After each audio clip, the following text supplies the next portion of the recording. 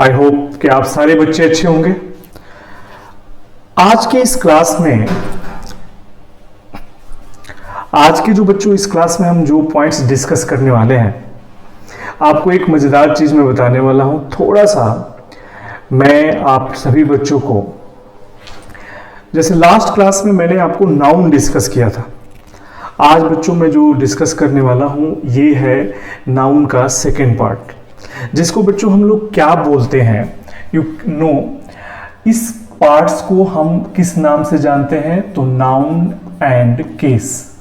आज का जो हमारा टॉपिक है वो है नाउन एंड केस। देखो बच्चों, आप सारे बच्चे लास्ट क्लास में नाउन को बड़े अच्छे से समझे हैं।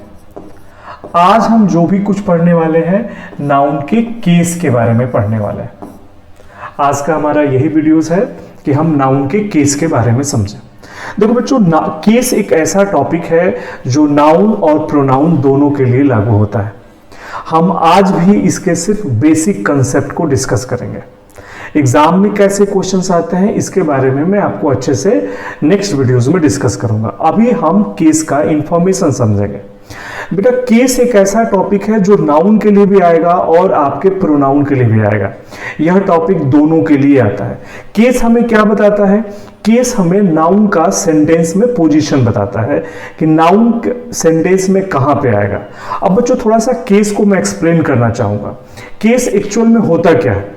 तो केस नाउन का एक पार्ट होता है जो नाउन का रिलेशन दूसरे पार्ट्स ऑफ स्पीच के साथ बताता है। मैं अगर आपको एग्जांपल से समझाऊं, बच्चों देखो इधर मैं यहां पे कुछ एग्जांपल्स लिख रहा हूं। जैसे बच्चों मैंने यहां पे लिखा कि राकेश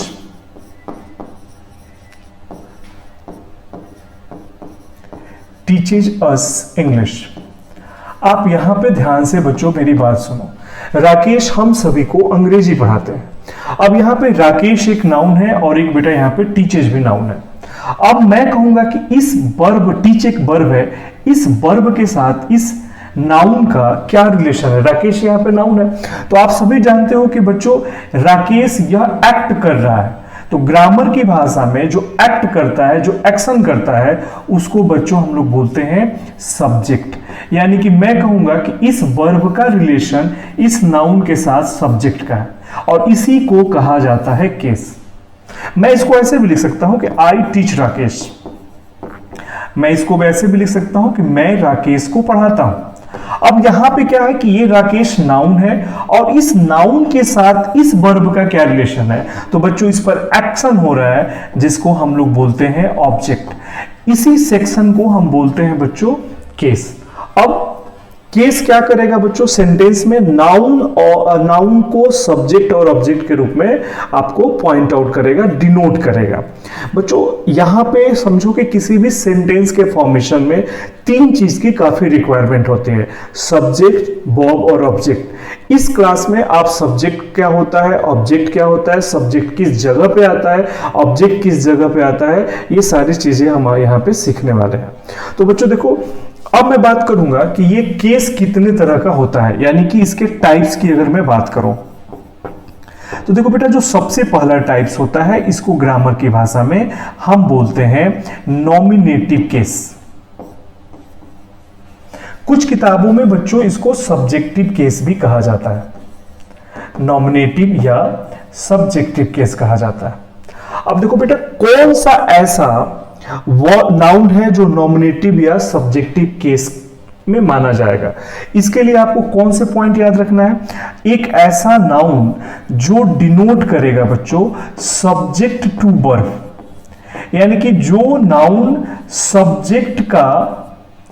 वर्ब का सब्जेक्ट बनेगा। इसका एक और सा आसान सा तरीका है बच्चों कि यह सेंटेंस में हु का आंसर देगा।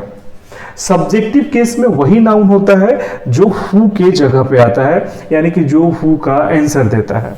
अब मैं एग्जांपल से अगर बताऊं, यहां पे देखिए एग्जांपल की बात है।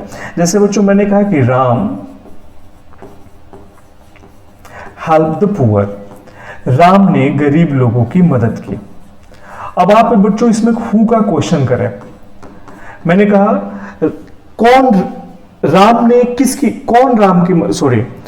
Ram help the poor, who help the poor, कौन गरीबों की मदद किया। तो बेटा यहां पे देखो हु के जगह पे कौन सा वर्ड आया है, राम, और यह नाउन है। इस तरह के नाउन जो हु को रिप्लेस करेंगे उन्हें हम बोलेंगे कि यह नॉमिनेटिव केस है या बच्चों सब्जेक्टिव केस है। आई होप कि आपको नॉमिनेटिव और सब्जेक्टिव केस समझ में आ गया होगा बच्चों। अब मैं अगर आगे बढ़ूं,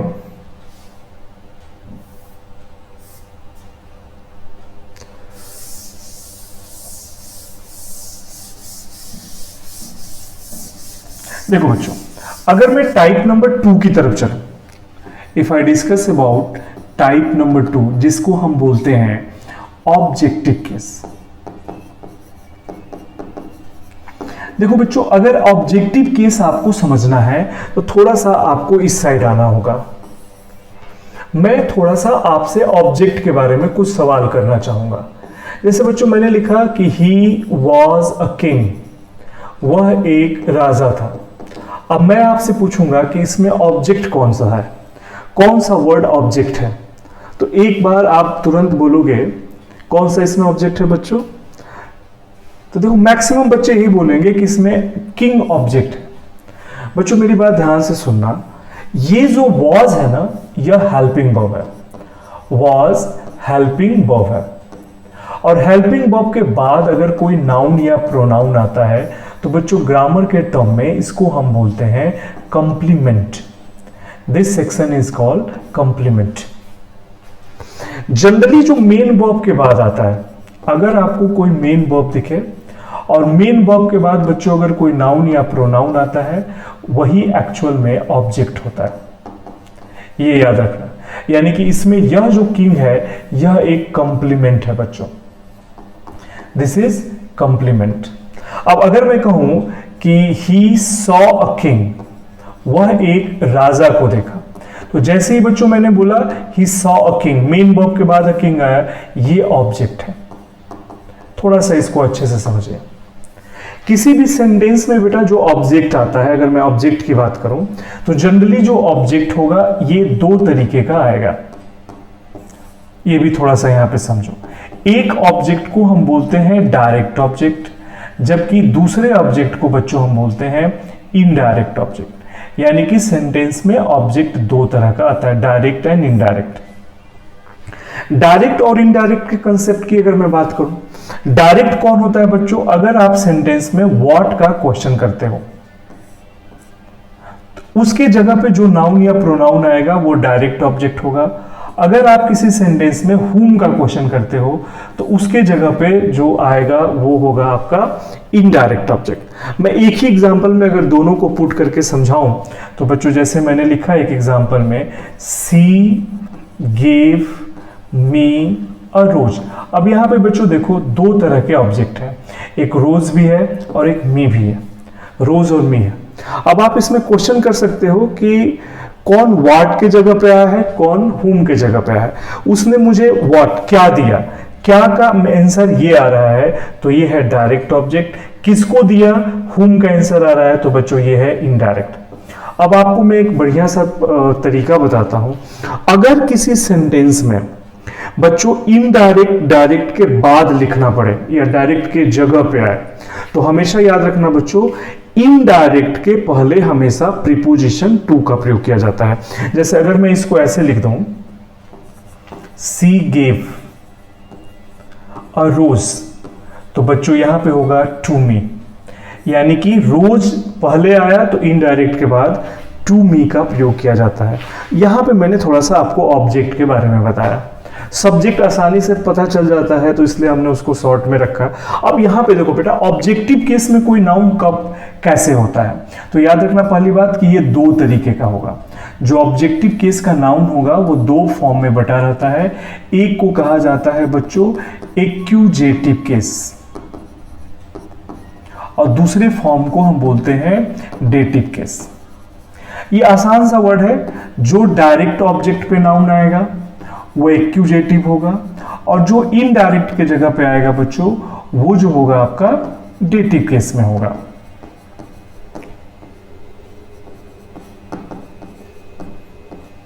अगर मैं उसी एग्जांपल को बच्चों यहां पे लिख दूं, सी गेव मी अ रोज, उसने मुझे एक गुलाब दिया। यहाँ पे दो ऑब्जेक्ट आपको दिख गया है, सी गेव मी अ रोज। ठीक है बच्चों, यहाँ पे आपको दो दिया। मतलब अब आपको अगर पहला कंसेप्ट क्या है बच्चों कि ये दोनों जो है ऑब्जेक्टिव केस में, लेकिन जब आप एक्टिव से पैसिव बनाइएगा या डायरेक्ट से इनडायरेक्ट बनाइएगा तब आपको इन दोनों में डिफरेंस भी पता होना चाहिए। तब बच्चों देखो, डायरेक्ट ऑब्जेक्ट कौन है, रोज है, तो ये हो गया आपका एक्यूजेटिव केस, और इनडायरेक्ट ऑब्जेक्ट क्या है, मी है, तो ये हो गया आपका डेटिव केस। इतना डिटेल में जानने की आपको जरूरत नहीं है, ये सिर्फ एक्टिव पैसिव में रिक्वायरमेंट है कि दोनों ऑब्जेक्ट को जानिए। अदरवाइज आप डायरेक्ट बोलिए, जो भी मेन वर्ब के बाद नाउन या प्रोनाउन आता है वो बच्चों होगा आपका ऑब्जेक्टिव केस। अब इसके बाद मैं बात करूंगा टाइप नंबर 3 की। टाइप नंबर 3 को हम कहते हैं बच्चों वोकेटिव केस का नाउन। वोकेटिव केस का नाउन किसे कहा जाता है, तो बच्चों एक ऐसा नाउन जो डिनोट करेगा एड्रेस के लिए। एड्रेस का हिंदी यहां पे बच्चों हम संबोधन के लिए जिसका यूज करते हैं। अब कहोगे सर एड्रेस मतलब क्या, तो बेटा देखो एड्रेस का यहां पे कंसेप्ट है, एड्रेस का जो मीनिंग एक्चुअल में है वो है संबोधन से। कभी कभी ऐसे भी नाउन या प्रोनाउन आता है जो किसी सेंटेंस में रहेगा ही नहीं, उसमें नाउन का यूज सेंटेंस में किया ही नहीं जाता है, वो सेंटेंस के बाहर रहता है। तो दिस सिचुएशन में जो नाउन एड्रेस के लिए आएगा, जैसे हम कोई स्पीच देते हैं तो हम स्टार्ट करते हैं लेडीज एंड जेंटलमैन या माय डियर स्टूडेंट। तो इस तरह के जो जिस सेंटेंस में बच्चों अगर आपको नाउन दिख रहा है और वो नाउन यूज हो रहा है एज ए एड्रेस, जैसे हम एक आसान सा वर्ड एग्जांपल की बात करें बच्चों, जैसे मैंने लिखा हाउ आर यू, मैंने यहां पे लिखा हाउ आर यू, बच्चों यहां पे हमारा सेंटेंस कंप्लीट। अब फिर मैंने हाउ आर यू के बाद यहां पे क्या लिख दिया, ब्रदर, भाई आप कैसे हो।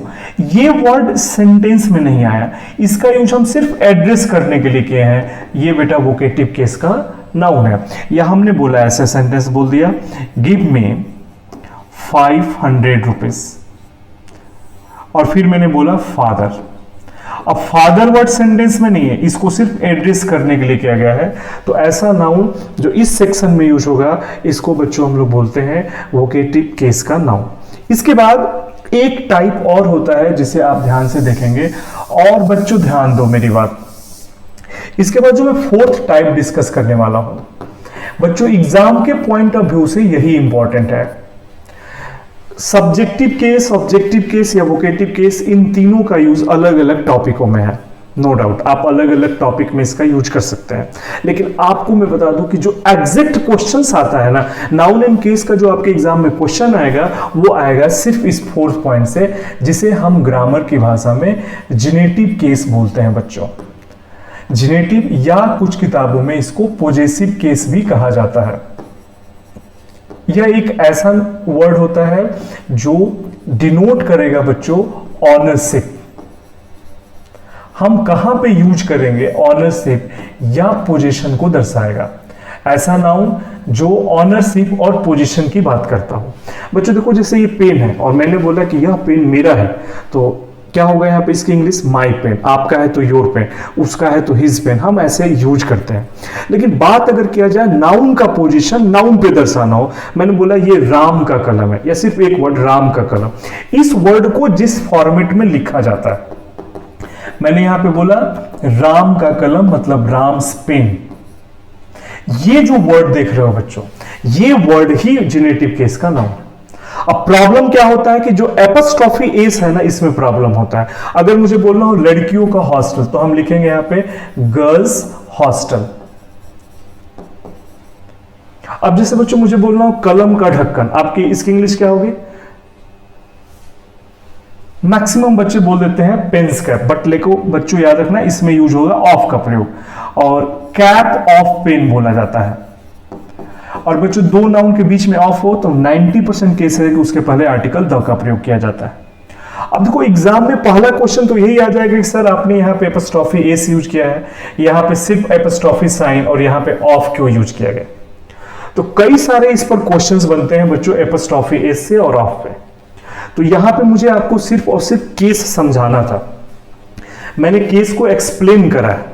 एग्जाम के क्वेश्चन कैसे आते हैं उसके लिए बच्चों आपको रूल्स पढ़ने होंगे, और उस रूल्स में आप एपॉस्ट्रोफी ए सीखें और ऑफ का यूज सीखें। ठीक है, तो आपको रूल्स में क्या क्या पढ़ना होगा, ऑफ का यूज कब किया जाता है, ये सारी चीजें हम नेक्स्ट वीडियो में आपको बताएंगे। और आई होप कि आज की क्लास के बाद आपको नाउन एंड केस का कंसेप्ट क्लियर होगा। हमने पहले वीडियोस में कंसेप्ट ऑफ नाउन समझाया था, आज हमने नाउन का पोजीशन समझाया केस टॉपिक के इंक्लूड करके। आई होप कि आज की क्लास भी आपको अच्छे से समझ में आई होगी। नेक्स्ट वीडियो में हम इसके रूल्स पढ़ेंगे, कहाँ पे एपॉस्ट्रोफी एस यूज होता है और कहाँ पे ऑफ यूज होता है। तो बच्चों आज के लिए इतना ही। Have a great day.